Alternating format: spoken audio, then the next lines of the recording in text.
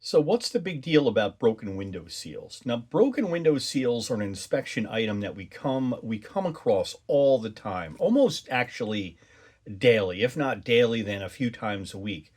Right? We're in a house, we see that cloudiness in the window, we can't see through the glass, and we touch the glass, we know the glass is not dirty on the inside, it's not dirty on the outside, but we do have that cloudy appearance of the window glass, and that is a telltale sign of a broken window seal, right? You don't have to be a genius to find these defects, right? To find that particular problem. And most of you guys are like, oh, so what? You got a broken window seal or two in a house, and it really doesn't matter. But you know what? It kind of does matter. This is an important inspection item, in my opinion. Not top on the list, but this is something you don't want your home inspector to miss for sure. Because if you're in a house and you're thinking about buying a house, these windows just to replace one single double sash window, and the national average for that is like 550 or $600.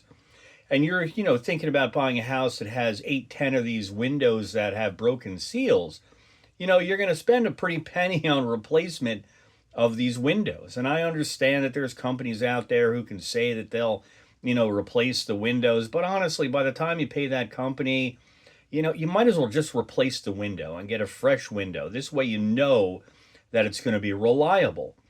Now, these windows, most of them, which are double pane glass, well, I'm talking about a double pane window glass, and that has two panes of glass, and in between that glass has either an argon or a krypton gas.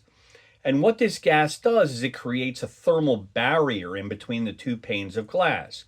So it's very, very thermally efficient. That's why buying a house and having double pane thermally efficient windows is very desirable. But these window seals have a relatively short life expectancy of about sometimes 15 years or so.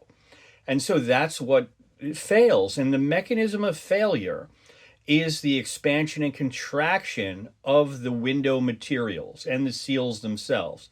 So here in New Jersey, we have very hot summers and cold winters, and that material is always flexing, it's expanding and contracting, and that allows moisture and air in between the two panes of the window, causing this problem, and eventually you get this really cloudy appearance and loss of thermal integrity. So I want you guys to understand that although this is not a huge problem, it's one that should be caught.